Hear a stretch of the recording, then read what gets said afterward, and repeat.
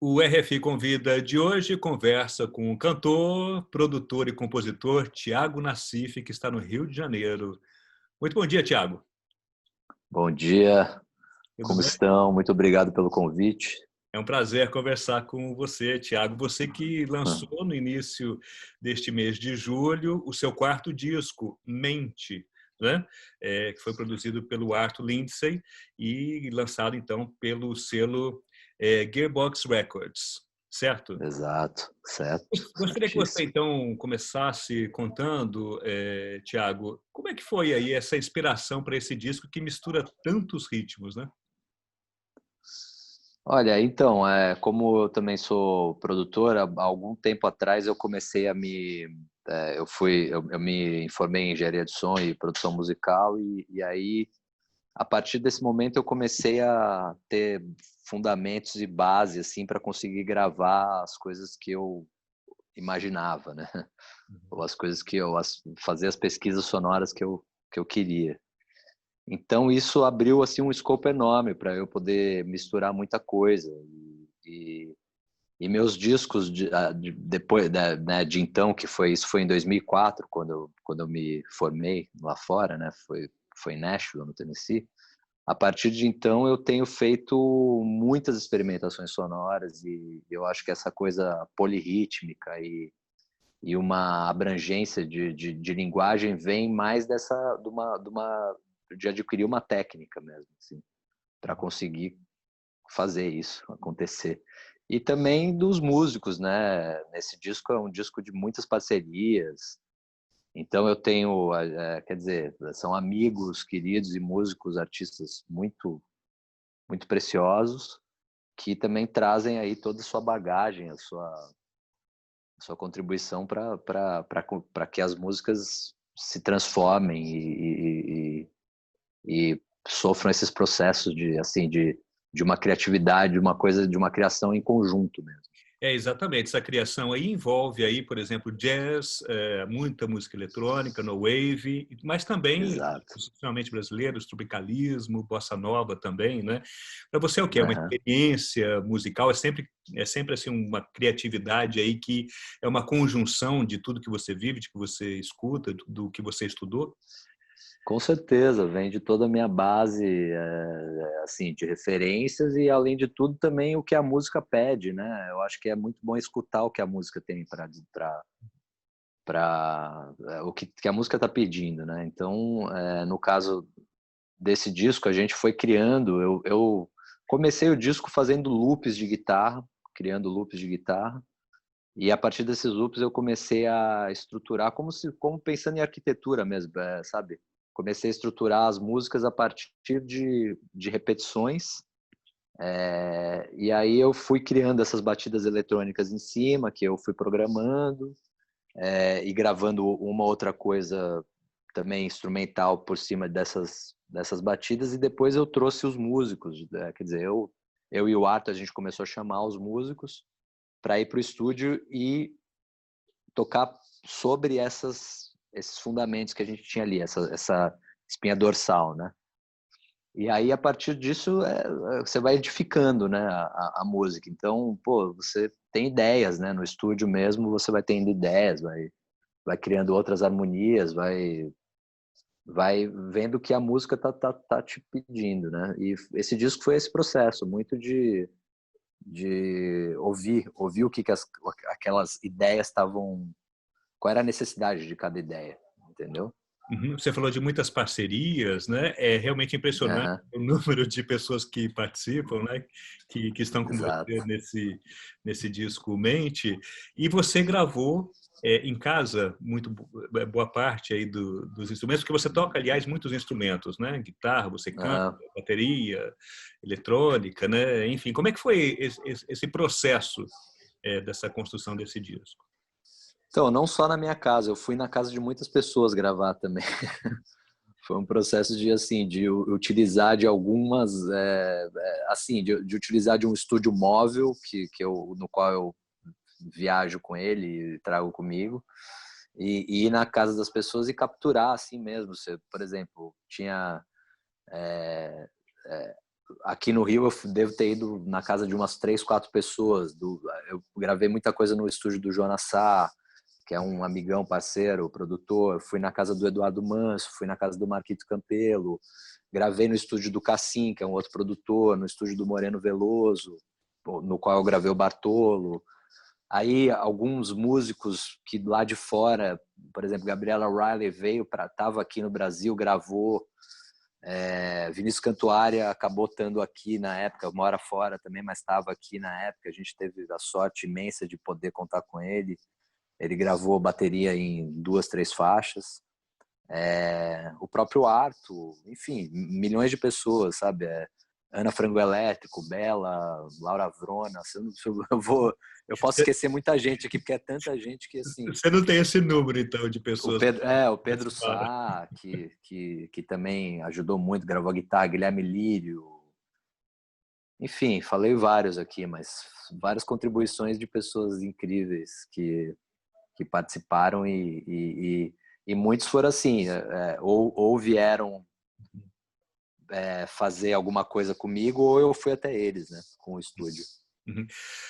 Você também, claro, né, escreveu, né, as suas músicas também.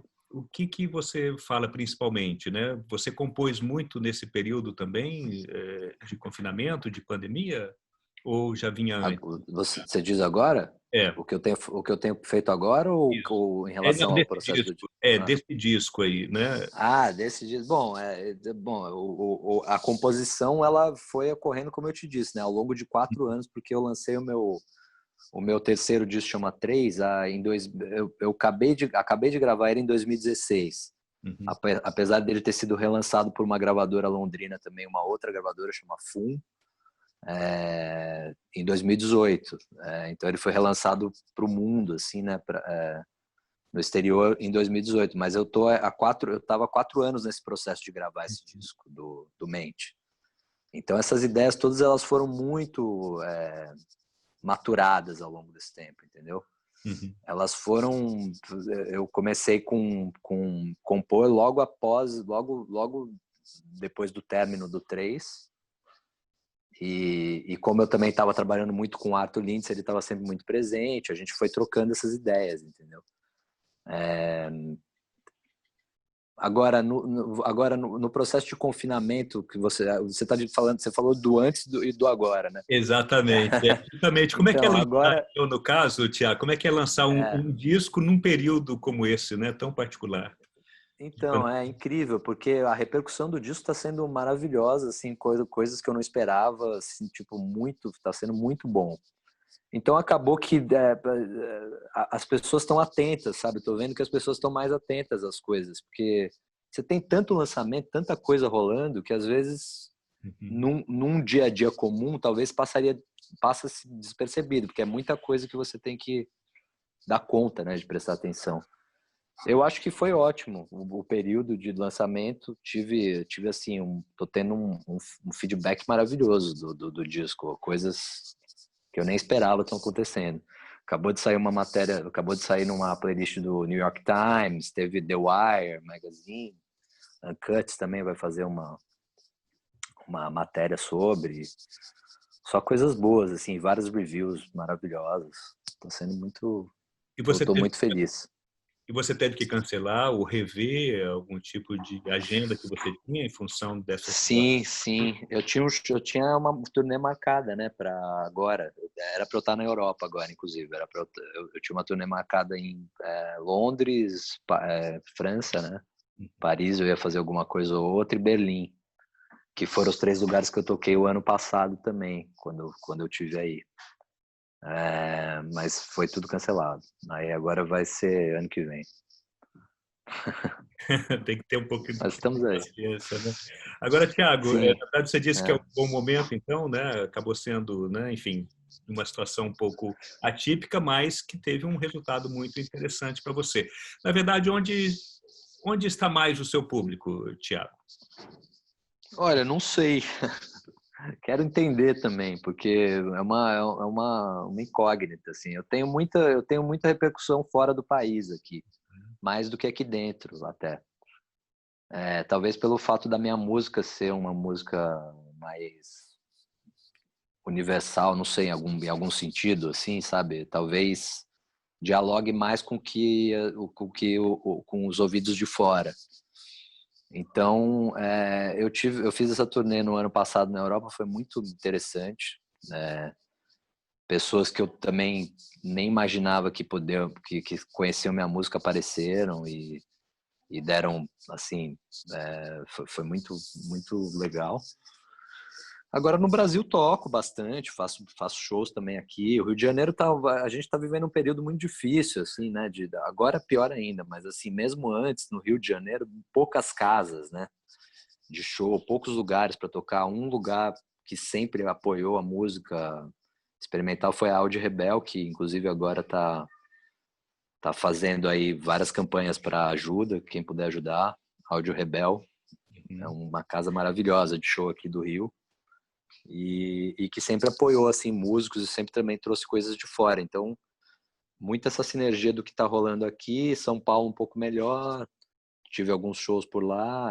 Enfim, é um público bem variado, assim, mas fica muito contido aqui nessa região sudoeste aqui do Brasil e alguma coisa assim, tipo, fiz coisas na Bahia também, lá para o Nordeste, mais Bahia, Salvador, essas coisas assim. Uhum. Tiago Nassif, a classe artística foi uma das mais duramente atingidas, né, por essa situação aí Com certeza, né, com certeza. Né, com tudo cancelado. Você mesmo comentou que você deveria estar aqui na Europa nesse momento, mas muita gente acabou fazendo lives, né, tentando existir, tentando, né, fazer, né, chegar a música também aos seus fãs e tudo.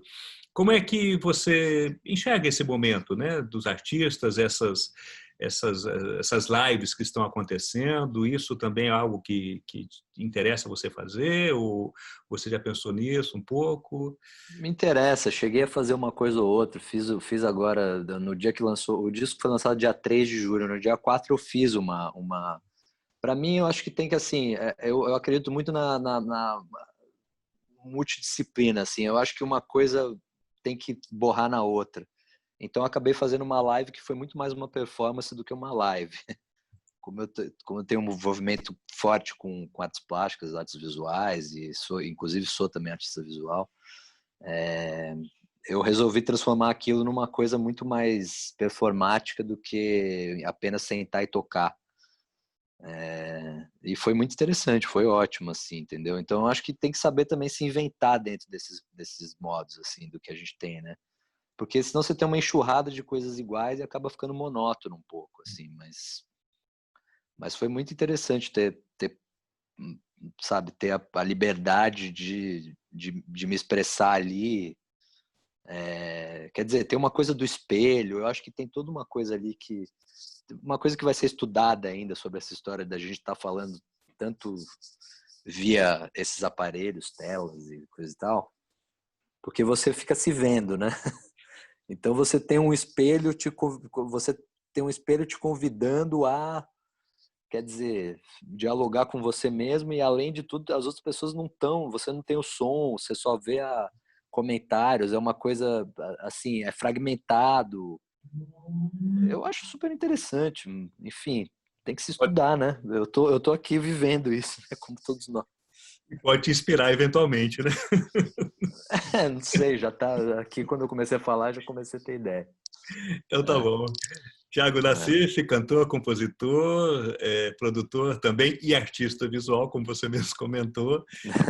Esse é um lado que muitas pessoas não conhecem, mas assim, eu tenho muito envolvimento, gosto muito, faço muita coisa com outros artistas também visuais, né? Trabalho com outros artistas. Uhum. Bacana. Então tá bom. Né? Tiago Nassif, muito obrigado então pela entrevista à Rádio França Internacional. Obrigado, Elcio. Para o disco Mente, que você lançou então agora e que as pessoas podem encontrar, claro, nas plataformas digitais também. Muito obrigado pela entrevista, Tiago. Muito obrigado você e um abraço aí a todos.